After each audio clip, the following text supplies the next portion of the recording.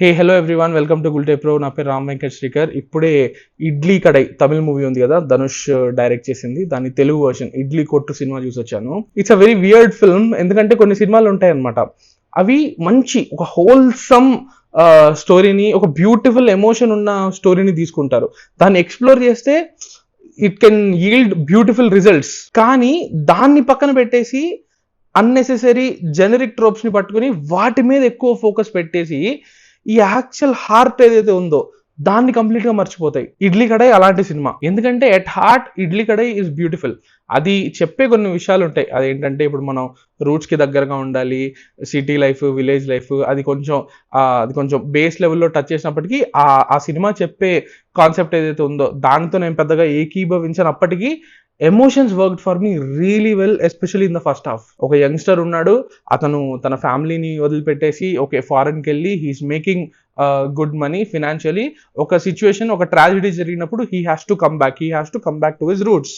వాళ్ళ నాన్నగారికి ఒక ఇడ్లీ షాప్ ఉంటుంది. He's like a well respected person in the community. Now the son has to honour his father's legacy. ఆ father son bonding ఏదైతే ఉంటుందో, ఆ ఫాదర్ సన్, మదర్ సన్, ఆ ఫ్యామిలీ డైనమిక్ ఏదైతే ఉంటుందో అది ఉన్నంత వరకు లైక్ ఆ లాస్ ని కానివ్వండి, ఆ ట్రాజడీని కానివ్వండి, చాలా బ్యూటిఫుల్ గా కమ్యూనికేట్ చేస్తుంటారు. ఆ సీన్స్ లో ఖచ్చితంగా వాట్ యూ కాల్ ఆ ఎమోషన్ అనేది చాలా బాగా వర్కౌట్ అవుతుంది. Because there is a lot of heart and honesty in those sequences. ఒక సీన్ ఉంటుంది, మదర్ ఉంటారు కదా, ఆవిడ తనకి ఆ ఇడ్లీ షాప్ అంటే it is so much. Literally mother and father వాళ్ళిద్దరూ కలిసి ఆ షాప్ ని కట్టుకొని ఉంటారు. వాళ్ళ లైఫ్ మొత్తం ఆ షాప్ అనేది చాలా ఇంపార్టెంట్ గా ఉంటుంది వాళ్ళకి. సో ఒక పాయింట్ లో మదర్ ఆ షాప్ ని వెళ్ళి ఇలా తాకి అదంతా చూసుకుని ఆమె తన లైఫ్ ని, ఆ మెమరీస్ అన్నిటిని రీకలెక్ట్ చేసుకుంటారు. Such a beautiful scene. And కొడుకు పడే ఇంటర్నల్ స్ట్రగుల్ కూడా, లైక్ ఇప్పుడు నేను ఈ లైఫ్ తీసుకోవాలా, ఆ లైఫ్ తీసుకోవాలా, ఆ రెండింటికి మధ్య నలిగిపోవడం, అదంతా కూడా ఫస్ట్ హాఫ్ వరకు what ever he goes through ఆ జర్నీ అనేది చాలా బ్యూటిఫుల్ గా ఉంటది. ఇంత మంచిగా వెళ్తున్న స్టోరీలో, ఇంత మంచి ఎమోషన్స్ కి స్కోప్ ఉన్న స్టోరీలో సమ్హౌ ఫస్ట్ హాఫ్ నుంచి ఇది కొంచెం తేడా కొడుతూ ఉంటది అనమాట. లైక్ ఓకే, ఈ ఇడ్లీ కొట్టు తన విలేజ్ కి రావడము, తన ఇంటర్నల్ బ్యాటిల్. ఇప్పుడు మిడిల్ క్లాస్ మెలడీ సినిమా మీకు కానీ గుర్తుంటే, అందులో అతను కొడుకు వాళ్ళ అమ్మా నాన్న చేసే బాంబే చట్నీ ఉంటుంది కదా, దాన్ని రీక్రియేట్ చేయడానికి చాలా కష్టపడుతుంటాడు.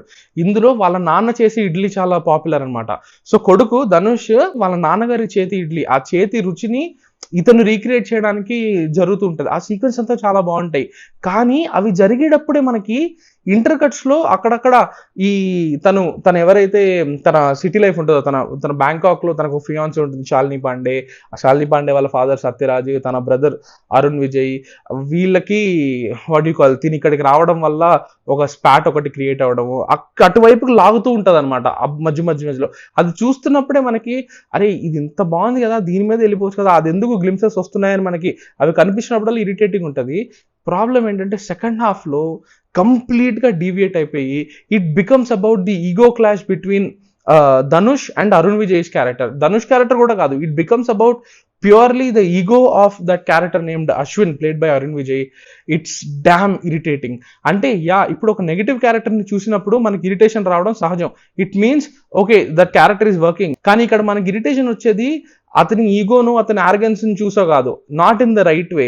సినిమా సైడ్ లైన్ అయిపోయి ఉన్న పొటెన్షియల్ ని వేస్ట్ చేసుకుంటుంది అని ఇరిటేషన్ వస్తుంది. I felt it squanders its potential in the second half. ఏవేవైతే రియల్ థింగ్స్, ఏవేవైతే యాక్చువల్లీ మ్యాటర్ అవుతాయో వాటిని పక్కన పెట్టేసినట్టు అనిపిస్తుంది.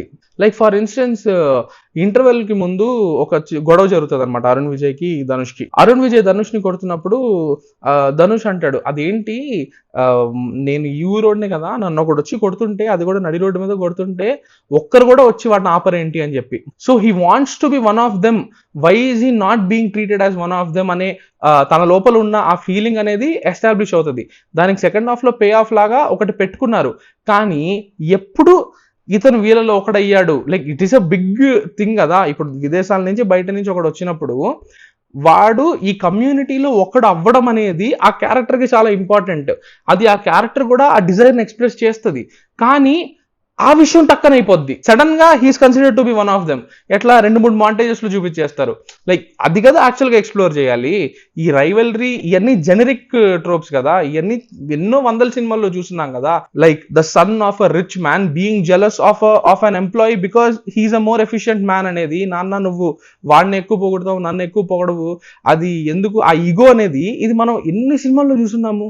అందుకే అనిపించింది దట్ ఇడ్లీ కడే స్క్వాండర్స్ ఇట్స్ పొటెన్షియల్ అని. తనకున్న యునీక్నెస్ ని, ఆ యునీక్ క్వాలిటీస్ ని ఒక పాయింట్ తర్వాత ఎక్స్ప్లోర్ చేయకుండా ఈ జెనరిక్నెస్ లోకి పడిపోవడం అనేది నాకు కొంచెం డిసప్పాయింటింగ్ గా అనిపించింది. అది కాకుండా రాజ్ కిరణ్ గారి character who place Dhanush father, ఆ ఫాదర్ క్యారెక్టర్, ఆయన ఆయన ప్రెజెన్స్, ఆయన స్పిరిచువల్ ప్రెజెన్స్ ఏదైతే ఉంటుందో త్రూ అవుట్ ద మూవీ, అది చాలా బాగుంటుంది. ఎలా తనకి ధనుష్కి ఉన్న మధ్య కొన్ని సీన్స్ ఉంటాయి అనమాట, like almost through glimpses and flash backs, అది చాలా బాగుంటుంది. వాళ్ళ నాన్న ఇతనికి పీస్ గురించి నేర్పించుంటాడు అనమాట, అహింస ఫాలో అవ్వడం గురించి, అదంతా బాగుంటుంది. కానీ ఈ జాయ్ ని, ఈ హోల్సమ్నెస్ ని, ఈ హానెస్టీని ధనుషే పంక్చర్ చేసేస్తుంటారు అక్కడక్కడ. పంక్చర్ చేయడానికి ఆయన వాడే పిన్ ఏంటంటే సముద్రగని క్యారెక్టర్, ఈ అరుణ్ విజయ్ క్యారెక్టర్, ఈ సత్యరాజ్ క్యారెక్టర్, వాటిని యూజ్ చేసి ఎందుకో ఒక హానెస్ట్ గా ఉన్న ఒక స్టోరీని దాన్ని జనరేట్ చేసేసినట్టు అనిపిస్తుంది, యూనిక్నెస్ తీసేసినట్టు అనిపిస్తుంది. దట్ బీయింగ్ సెడ్, మూమెంట్స్ కొన్ని హానెస్ట్ గా ఉండే మూమెంట్స్ వర్కౌట్ అవుతాయి, కానీ second half was really troublesome. Arun Vijay గారి క్యారెక్టర్ ఆయన కనిపించినప్పుడల్లా కొంచెం విసుగు వస్తుంది. ఇది కూడా నాకు రాయన్ లాగానే అనిపించింది. రాయన్ కూడా ఫస్ట్ హాఫ్ వరకు నీట్ గా ఉంటుంది, సెకండ్ హాఫ్ లో ఎటో వెళ్ళిపోద్ది. Pretty much the same case with idli కొట్ ఆల్సో. బట్ నేనైతే చెప్తా, మూమెంట్స్ ఉన్నాయి ఖచ్చితంగా, కొన్ని హానెస్ట్ మూమెంట్స్ అయితే ఉన్నాయి. అందుకని I would still call it decent watch. కానీ ఈ సినిమాకు ఉన్న పొటెన్షియల్, ఈ కథకున్న పొటెన్షియల్, ఈ కథకున్న బ్యూటీ, అది నిజంగానే ఒక గొప్ప సినిమా అయి ఉండాలి. జస్ట్ ఇప్పుడు ఒక డీసెంట్ ఫిల్మ్ గా మిగిలిపోయింది. That's it from this review. Do subscribe to Gultebro for more reviews and interviews. Thank you.